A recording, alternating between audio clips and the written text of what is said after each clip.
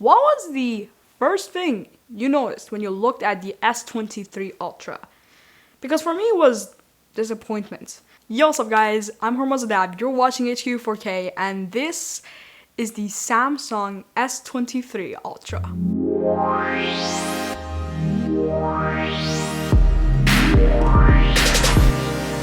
What was the first thing you noticed when you looked at the S23 Ultra?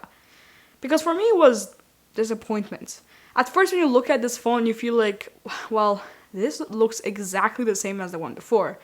There are some very slight improvements, but let's just be honest, on design wise the S23 Ultra has not improved at all. Or I mean, it has improved a little bit, but not a lot. So for example, the side of the phone, the edges of the phone are a little bit different now. So before we had this full arc basically on the S22 Ultra, and if you look from the side angle, you understand what I'm trying to explain to you here.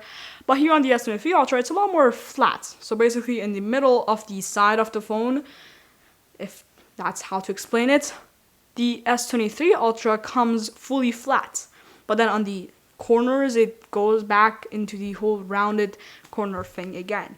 Which basically means that you're going to have better grip on the phone, but also when you're using your built-in stylus, the S Pen, you're going to have a better, more flat screen. And a flat screen is a lot more helpful than a rounded screen when using a stylus. Now, another thing that is noticed here that I've noticed on the S23 Ultra is the camera lens. The lens is a little bit different, at least visually, but it is actually technically different too. So how about we talk about the cameras real quick.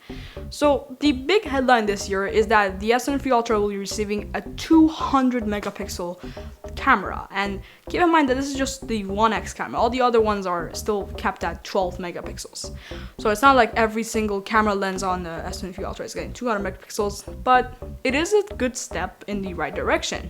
Now, whether if 200 megapixels, so aka more pixels than before, is actually a good thing is questionable, because while last year's phone had 108 megapixels and it took really good pictures, it was still beaten by the iPhone 14 Pro Max with just 48. So more megapixels doesn't necessarily always mean better, but in this case, it's definitely better than the S22 Ultra. Is it better than the iPhone? Sort of. Let me explain. So the main thing that is happening here is that while you can take pictures in 200 megapixels if you want, and if you're that crazy, you're going to be filling up your storage super fast. So you obviously don't want that to happen. So instead, what I would recommend is to use pixel beaming, which is what the phone is taking photos with when it's just in auto mode. So you have three different options when it comes to pixel beaming. So you have 200 megapixels, which is the raw photo. It's a huge file, but hey, it is very high res and it does give you a really nice result. Number two is 50 megapixels, which means that the pixel, the 200 megapixels, is dividing into 4 different corners, and it's only using one of those 4, which means you're getting a smaller file, but you're still keeping a lot of that resolution. But it is still losing a little bit of resolution, not that much though, and it is definitely one of the best options if you want to take pictures, and it's my favorite, but it is still going to fill up your phone pretty quickly. Number 3 is 12 megapixels. So you're taking pictures while dividing the main 200 megapixel sensor into 16 different parts. And the part where I say, well, what's the difference between the 108 megapixel S22 Ultra and the S23 Ultra, this is where that comes in. So on the S22 Ultra, you had 108 megapixels, which means that if you were taking pictures in 12 megapixels, you were dividing that 108 megapixel sensor into 12 different parts. Well, here you're dividing it into 16, and 16 is more, which is better. That's pretty much the simplest way to explain it. But to just sum it up, the S23 Ultra takes much better pictures than the S22 Ultra, and that's pretty much it. There are still a few things to complain about though. So the shutter lag is still pretty terrible, especially when you're comparing it to the iPhone. Even my iPhone 12 from 2020 has better shutter lag than the S23 Ultra, which is a ridiculous thing that Samsung has not been able to fix for a few years now, especially if you're taking pictures in the full res 200 megapixel mode. But yeah, you're gonna have a lot of shutter lag at that point. Another thing that I would like to say is a little bit bad, but still has improved quite a lot, is ultra wide. So the ultra wide camera is still at 12 megapixels, but that's not a huge deal. But what is really cool about it is that this year, what they have done is they have improved the ultra wide by a lot. And I mean a lot, because when you're taking pictures of things like animals, or you're taking pictures of humans, the skin and the coloring of the picture looks a lot more realistic than it would be on another phone. And also, Samsung has always been really good with the dynamic range. So now this year with the bigger sensor and all of that, the ultra wide is able to really catch up with the iPhone, but it's not really as good as the iPhone yet in most situations, but it has definitely improved quite a lot. And another thing that has improved quite a lot this year is the night mode, and the night mode photography on this thing is absolutely astonishing. It's actually, for some reason, better than the iPhone, and iPhone has been the absolute king of night mode photography for many years on a smartphone, obviously. But this year, they're taking it back, thanks to 200 megapixels and some AI stuff.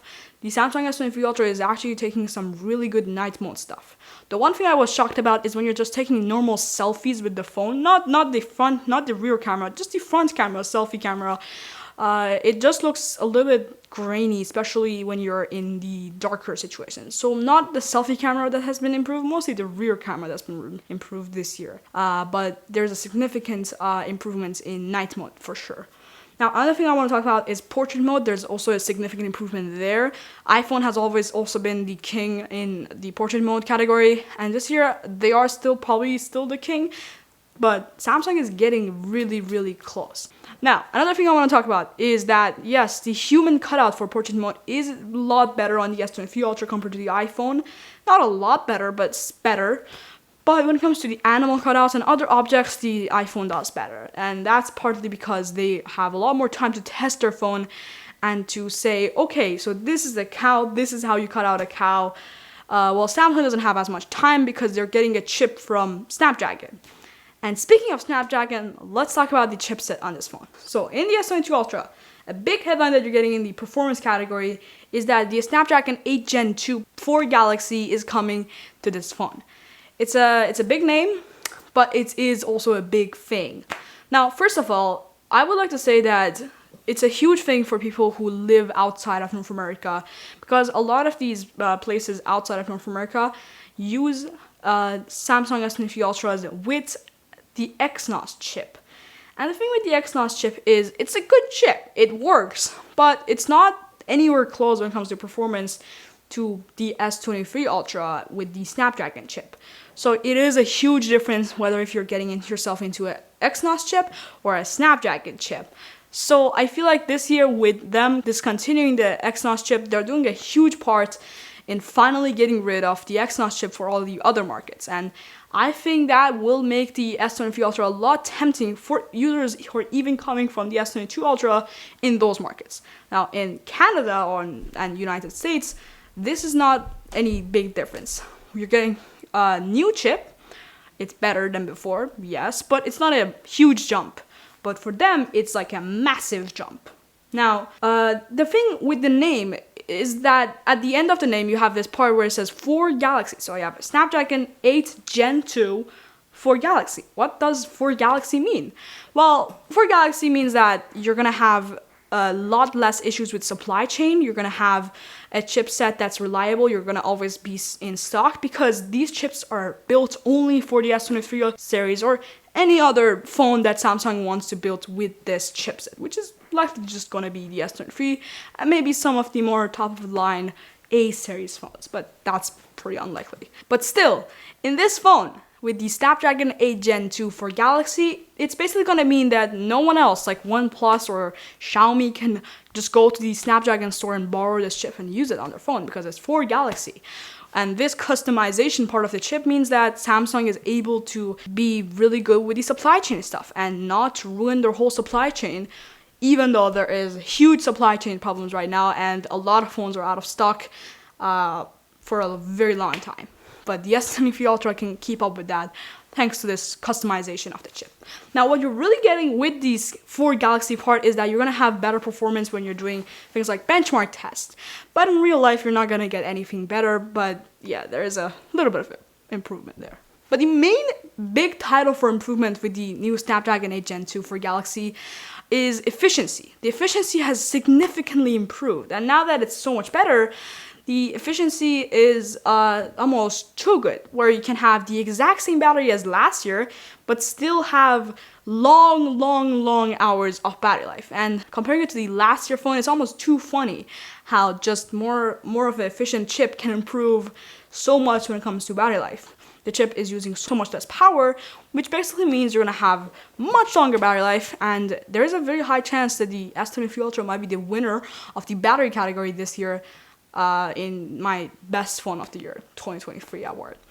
But yes, we do have to wait and see. I haven't compared it to the iPhone yet, so I'm not sure which one would win, but my guess would be the S23 Ultra. So there's a chance that, you know, S23 Ultra might win for once for many years now. Now, last thing I want to talk about is the video. And in the video of the S23 Ultra, I have to say there are 5 main points that I want to talk about. Actually, 4 points that I want to talk about. Number 1 is stabilization. The stabilization has significantly improved because of some of the optical stabilization stuff in the new lens. And this means that you're going to have basically better stabilization than ever before, and this can be both in your normal video mode and also in your super steady, aka action mode for Apple users. And you know, Apple users might be like, oh, but action mode is super stabilized. But yes, I mean it is. When you're comparing the two phones in good daylight situation, one with super steady, one with action, both of them are pretty equal. But in low light situations is when the Samsung shines, because the iPhone cannot keep up in low light situations with their AI stuff, with their AI stabilizing stuff. But the Samsung having the optical stuff, it can definitely keep up. And this year, I think the stabilization is a clear winner, and that's the S23 Ultra. Now, there is the selfie camera. The selfie camera has improved a lot, and I do say that it's much better. It's has a lot of contrast. The color skins are really nice, but it's not as good as the iPhone yet. The iPhone still takes better selfies, and the weird thing here is that even though the selfie camera is much better than the S22 Ultra, the S22 Ultra actually had more pixels, which just goes to show that you don't need more pixels to have a better selfie camera. Surprising, but pretty true. And last but not least, let's talk about just the raw video. So the raw video that you're getting out of here is, let's just say, good. The stabilization is really nice, and the video is improving significantly. And I was actually shocked how good the video turned out on the S23 Ultra. But is it as good as the iPhone would be? I'm not sure about that one. But it's definitely getting close, and Apple, you have to worry. And another thing with video is that you can finally record 8K video and you make it kind of usable on the S23 Ultra.